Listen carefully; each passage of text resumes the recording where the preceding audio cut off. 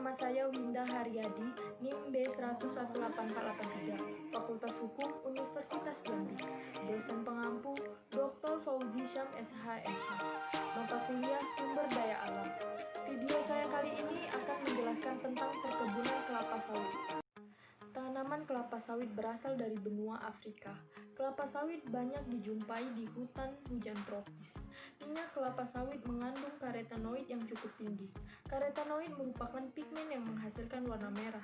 Selain itu, terdapat komponen utama yaitu asam lemak jenuh palmiat yang menyebabkan minyak bertekstur kental semi, padat, dan menjadi lemak pada daerah beriklim sedang. Kelapa sawit sebagai sumber penghasil minyak nabati memegang peranan penting bagi perekonomian negara. Penanaman kelapa sawit umumnya dilakukan di negara dengan beriklim tropis yang memiliki curah hujan tinggi. Perkembangan kelapa sawit di negara beriklim tropis telah mendorong. Pasalnya, kelapa sawit memberikan hasil tertinggi dibandingkan dengan tanaman lainnya. Selain itu, hasil panen kelapa sawit ternyata menghasilkan dua jenis minyak, yaitu minyak kelapa sawit dan minyak sawit kering atau inti. Kedua jenis minyak tersebut sangat diminati oleh pasar global.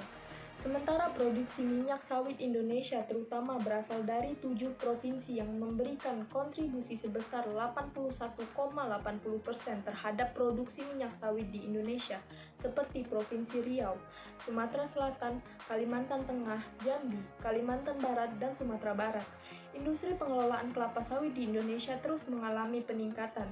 Sampai dengan tahun 2009, jumlah industri pengelolaan kelapa sawit di Indonesia mencapai 608 pabrik yang tersebar hampir di seluruh provinsi di seluruh Indonesia dengan total kapasitas produksi minyak sawit mencapai 34.280 ton. Di balik investasi bisnis yang menjanjikan di bidang industri kelapa sawit dapat berpotensi merusak lingkungan. Contohnya seperti merusak hutan, mengancam hewan yang tinggal di hutan, menciptakan emisi karbon dioksida, menyebabkan erosi pada tanah, menyebabkan polusi pada air, asap pembakaran hutan berbahaya bagi kesehatan, merugikan penduduk yang tinggal di sekitar perkebunan sawit.